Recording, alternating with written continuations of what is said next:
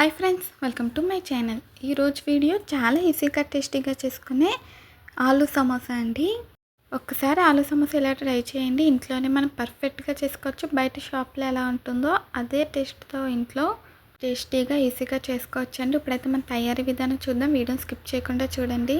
ముందుగా ఆలూ సమోసా కోసం మనం కర్రీ చేసుకోవాలండి. అలా చపాతీలు కూడా ప్రిపేర్ చేసుకోవాలి. దానికోసం ఇక్కడ ఒక బౌల్ తీసుకున్నాను. అందులోకి 2 కప్పులు మైదా పిండి వేసానండి. కొద్దిగా ఉప్పు, అలాగే కొంచెం వాము వేసి బాగా కలిపాను.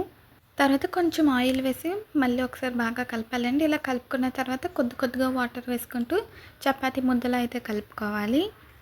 ముందుగా మనం పిండిని అయితే కలుపుకొని ఒక అరగంట సేపు రెస్ట్ ఇవ్వాలండి. ఇప్పుడైతే మూత పెట్టేసాను. ఒక అరగంట తర్వాత చూద్దాము. ఇప్పుడైతే ఆలూ కర్రీ ప్రిపేర్ చేసుకోవాలండి. దానికోసం బంగాళదుంపల్ని అలాగే కొద్దిగా పల్లీలని కూడా ఉడికించాను.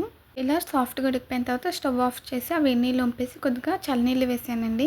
ఇలా కొద్దిగా కూల్ వాటర్ తీసుకుని బంగాళదుంపకి పైన ఉన్న తొక్క అయితే తీసేయాలి. ఉడికిపోయినాయి కదా, ఈజీగానే వచ్చేస్తుంది.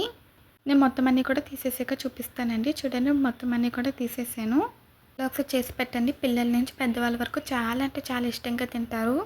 ఇప్పుడైతే ప్యాన్ పెట్టి ఆయిల్ వేసాను. ఆయిల్ హీట్ అయిన తర్వాత ఇందులోకి కొద్దిగా క్రష్ చేసిన ధనియాలు, చిన్నగా తరిగిన పచ్చిమిర్చి ముక్కలు, అలాగే ఉల్లిపాయ ముక్కలు కూడా వేసుకొని వేయించుకోవాలి. బాగా కలుపుకుంటూ కొద్దిగా సాఫ్ట్గా కుక్ అయ్యేంత వరకు వేయించాలండి. తర్వాత సన్నగా తరిగిన కరివేపాకు కూడా వేసి వేయించాను. పిల్లలకి ఇలా ఈవినింగ్ టైప్ స్నాక్గా చేసుకుంటే సూపర్గా ఉంటుందండి. టీలోకి కూడా అదిరిపోతుంది. ఇలా ఉల్లిపాయలు సాఫ్ట్గా మగ్గిన తర్వాత ఇందులోకి మనం ముందుగా ఉడికించి పెట్టుకున్న పల్లీలు అలాగే బంగాళదుంప వేసేసి ఒక 2 నిమిషాల పాటు వేయించుకోవాలి. 2 నిమిషాల తర్వాత ఇందులోకి ఫ్రెష్గా చేసిన అల్లం వెల్లుల్లి పేస్టు అలాగే గరం మసాలా, పచ్చి మసాలా పేస్ట్ అయితే చేసి వేసానండి. అది లేకపోతే గరం మసాలా పొడి కూడా వేసి వేయించుకోవచ్చు. అవి పచ్చివాసన పోయేంత వరకు వేయించేసాను. తర్వాత ఇందులోకి తగినంత పసుపు, తగినంత కారం, తగినంత ఉప్పు వేసుకొని కలుపుకోవాలి. బాగా కలిపేసి ఒక 2 నిమిషాల పాటు ఈ మసాలాలను అయితే బాగా వేయించాలండి. ఫ్రై చేసాను. స్టవ్ ఆఫ్ చేసి స్మాషర్తో బంగాళదుంపలను అయితే మెత్తగా స్మాష్ చేసేసుకోవాలి. నేను చేసాక చూపిస్తాను. చూడండి, ఇప్పుడు మనకి ఆలూ కర్రీ అయితే రెడీ అయిపోయింది. అలాగే మన పిండిని కూడా నానబెట్టుకున్నాం కదండి. చూడండి, అరగంట తర్వాత మూత అయితే తీసాను.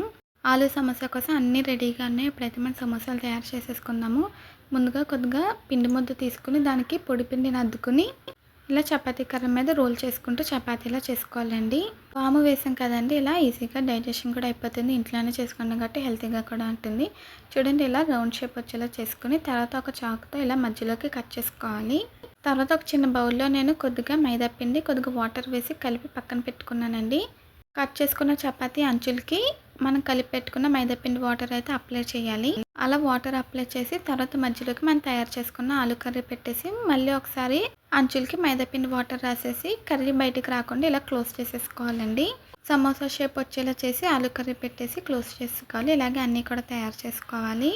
మైదాపిండి వాటర్ రాయడం వల్ల మనకి కర్రీ అనేది ఆయిల్లో ఫ్రై చేసినప్పుడు బయటికి రాకుండా ఉంటుందండి. బాగా క్లోజ్ అయ్యి ఉంటుంది. ఇక్కడ కూడా గ్యాప్స్ లేకుండా కర్రీ బయటకు రాకుండా బాగా క్లోజ్ చేసుకోవాలండి. మీకు చూపించిన షేప్లో సమోసాలన్నీ కూడా తయారు చేసేసాను. తయారు చేసాక చూపించాను కదా. ఇప్పుడు డీప్ ఫ్రై కోసం ప్యాన్ పెట్టి ఆయిల్ వేసాను.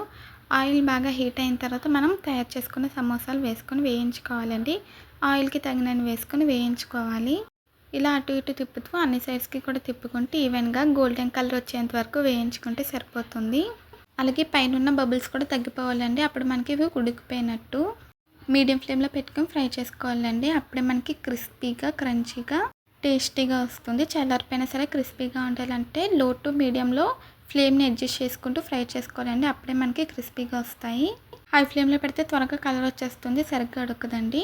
ఇలాగ నేను వేయించేసాను కదా, వాటిని టిష్యూ ప్లేట్లోకి తీసుకున్నాను. మళ్ళీ రెండో వాయి కూడా వేసి వేయించేసాను. అవి కూడా టిష్యూ ప్లేట్లోకి అయితే తీసేసుకున్నాను.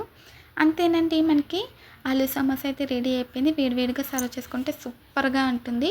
పిల్లలకి టమాటో సాస్తో కూడా సర్వ్ చేయొచ్చు. చూసారా, మనకి పైన క్రిస్పీగా వచ్చింది. చాలా బాగుంటుందండి. ఇలా ఒకసారి ట్రై చేయండి. మీకు అయితే ఒకటి విరిపి చూపిస్తాను. చూడండి, చాలా బాగా వచ్చింది. ఇదండి ఈరోజు వీడియో. ఈ ఆలూ సమోసా వీడియో మీకు నచ్చితే ప్లీజ్ లైక్ చేయండి, షేర్ చేయండి, అలాగే కామెంట్ చేయండి. మళ్ళీ ఒక కొత్త వీడియోతో కొత్త రెసిపీతో కలుద్దాము. అంతవరకు బాయ్ ఫ్రెండ్స్.